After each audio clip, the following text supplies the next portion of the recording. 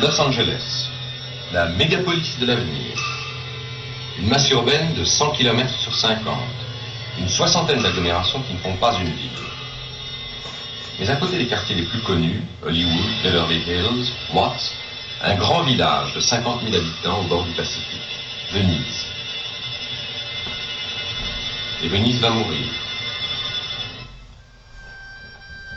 En 1904, ébloui par un voyage en Italie, un requin génial de l'immobilier, Abbott Kinney, décide de créer une Venise en Californie.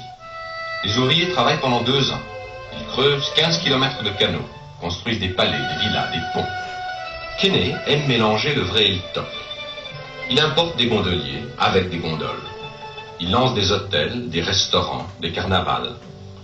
La place Saint-Marc est le centre de la nouvelle Venise comme de l'ancienne.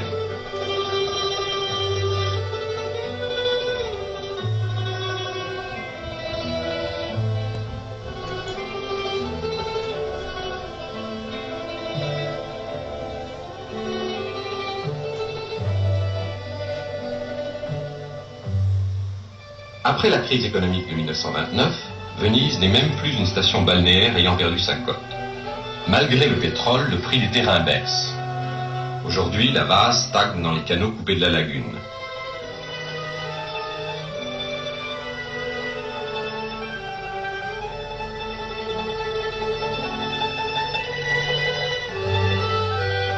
Au cours des 30 dernières années, des émigrants, des déracinés du sud et de l'est s'y sont installés. 50% de blancs, 25% de noirs, 25% de mexicains. Le vide étrange et fascinant de Los Angeles, son ennui ensoleillé ont rongé Venise. On dirait un village évacué. L'architecture doucement délirante mélange aux chalets californiens des palais italiens en stuc et des pavillons chinois. Venise ressemble à un immense décor de théâtre attendant ses figurants. Pour la plupart des habitants de Los Angeles, Venise, c'est avant tout une tâche honteuse entre les beaux quartiers de Santa Monica et de Marina del Rey.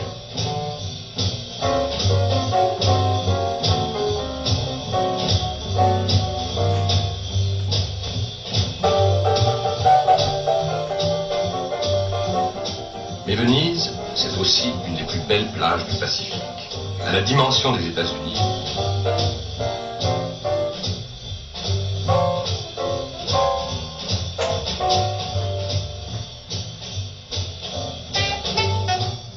Sur le front de mer, on rencontre les restes d'un Lido qui fut plus glorieux.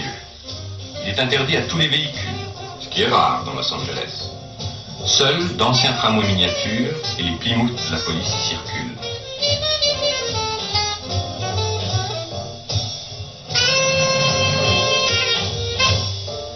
Là, sur le front de mer, les jeunes bohèmes vivent de perpétuelles vacances.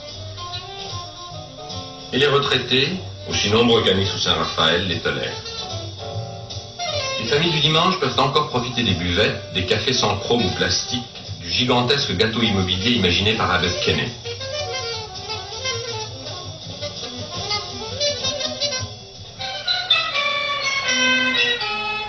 À Venise, la musique sort des manèges nostalgiques de la jetée.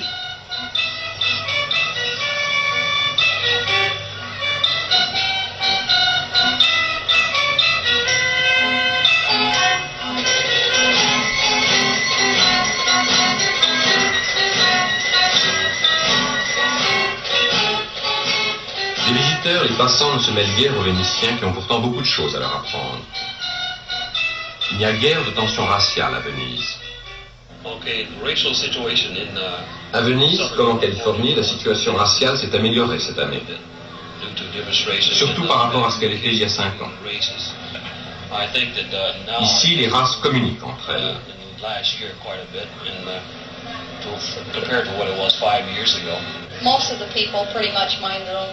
La plupart des gens ici s'occupent de ce qui les regarde. Les mariages entre blancs et noirs ne les gênent pas. Et il y en a pas mal à Venise.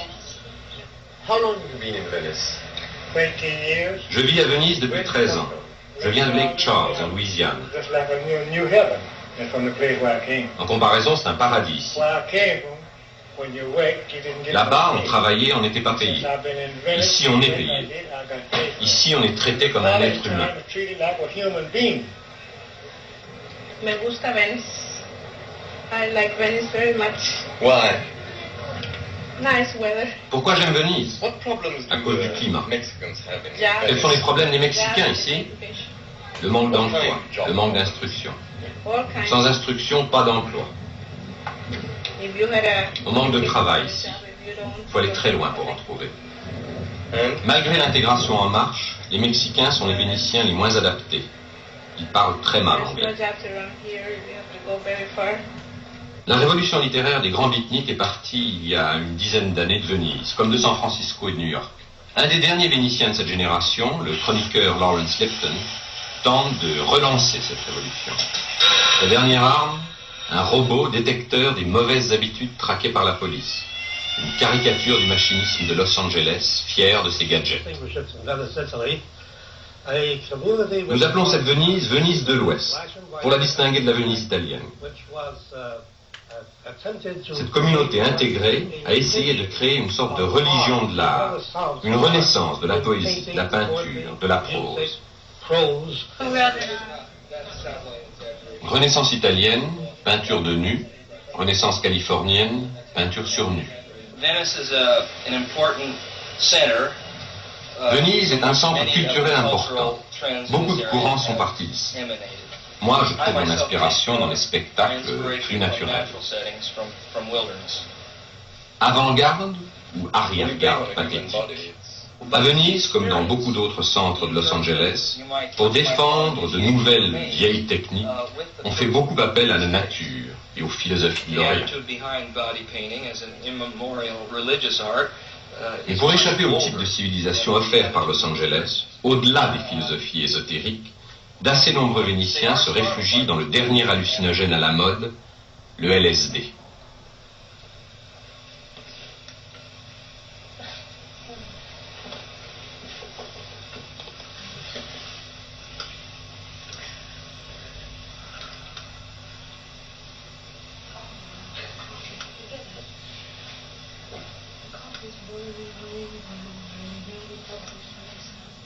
Why did you take it? Je prends du LSD parce que c'est vraiment très agréable. Ça me permet de faire des choses normalement impossibles avec mes yeux, mon esprit, mon corps. Ça me permet de voir, de sentir, d'une manière extraordinaire.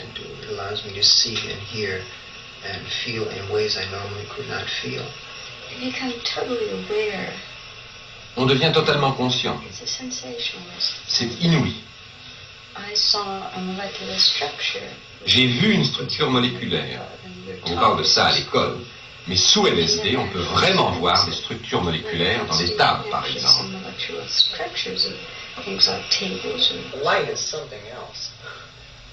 Formidable, cette lumière. Des couleurs étonnantes. Du violet. Toutes sortes de teintes. Du violet. Du doré. Ça fait des anneaux partout, violet au centre, puis jaune, puis violet, puis jaune. Pour les adeptes du LSD, les hallucinations provoquées sont-elles importantes? En plus que les dessins animés qui accompagnent de grands films. Quelle est la chose la plus importante? La clarté de la vision. À un moment donné, la civilisation américaine, toute la civilisation occidentale en fait, s'est perdue, s'est emmêlée dans la technologie, en fabriquant des super gadgets.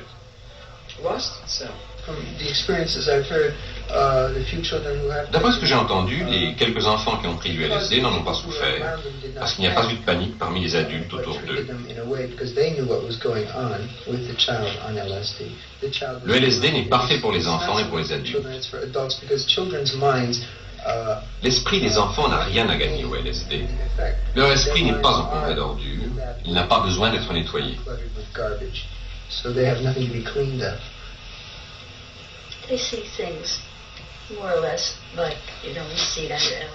Les enfants, en tout cas, voient ce que nous percevons quand nous prenons du LSD.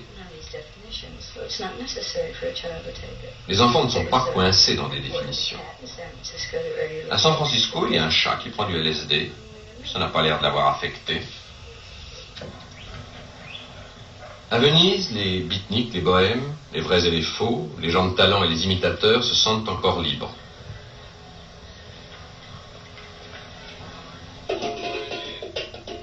Beaucoup de maisons sages abritent les chambres communautaires des derniers beatniks.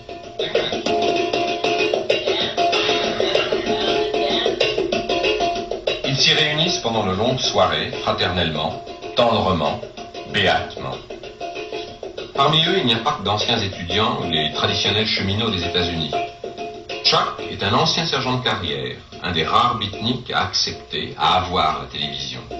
Sa chambre, son pad, reste encore très carré de sous-offre avec ses objets soigneusement rangés. Et sa peinture, une imitation très militaire de Mondrian. Comment est-il arrivé à Venise?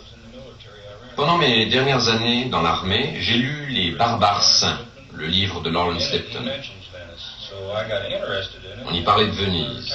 Ça m'a intéressé. Au moment de la retraite, je suis venu en Californie pour trouver Venise. En tant qu'ancien sous-officier de carrière, a-t-il l'impression d'appartenir vraiment à Venise? Oui et non.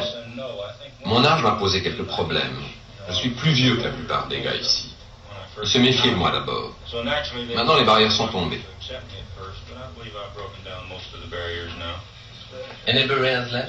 Il en reste quelques-unes. Je suis un peu plus bourgeois qu'eux. Je tiens à certaines choses.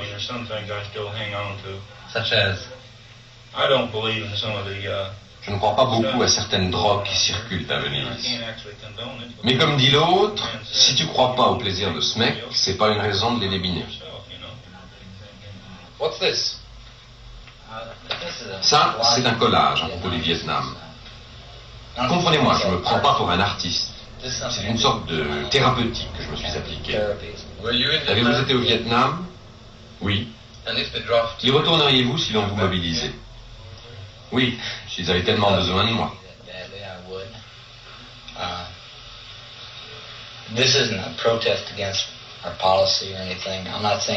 Ce collage n'est pas une protestation contre notre politique.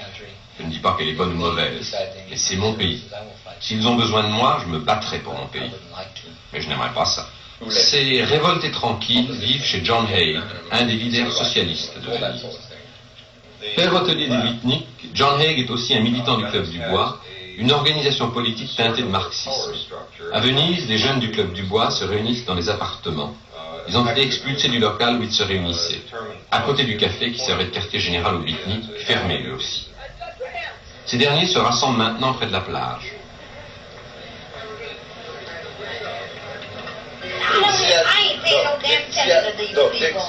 I'm cool, man. You look like a shit, man. You know? Just waiting. Nous attendons qu'on ouvre un nouveau café. On n'aurait jamais dû le fermer. Voilà le café. À côté, il y avait le Club du Bois.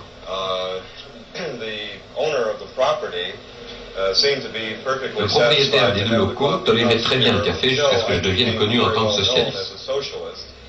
Alors on nous a expulsés du club et du café. À Venise, Kurt Simon, le président de l'association des propriétaires, est l'ennemi numéro 1 des beatniks et des libéraux. Le genre d'hommes qui vivent ici, c'est pas mon genre. Pas encore. Ça devient mieux, mais juste au moment, c'est pas encore l'endroit où je veux vivre. Moi, je suis un Américain. J'aime pas les gens qui veulent détruire notre pays. Et le gouvernement américain a déclaré officiellement que le groupe qui a payé pour le café et le bureau, c'était tous ensemble, sont des gens qui sont payés pour organiser la bataille politique contre les États-Unis. Une assistante sociale. Je pense que l'association des propriétaires qui veut chasser les beatniks de Venise a un intérêt économique dans cette question parce que la plupart d'entre eux pensent que ça va dévaloriser leur propriété. Dans Venise rénovée, les puits de pétrole des jardins iront sous terre, comme les beatniks.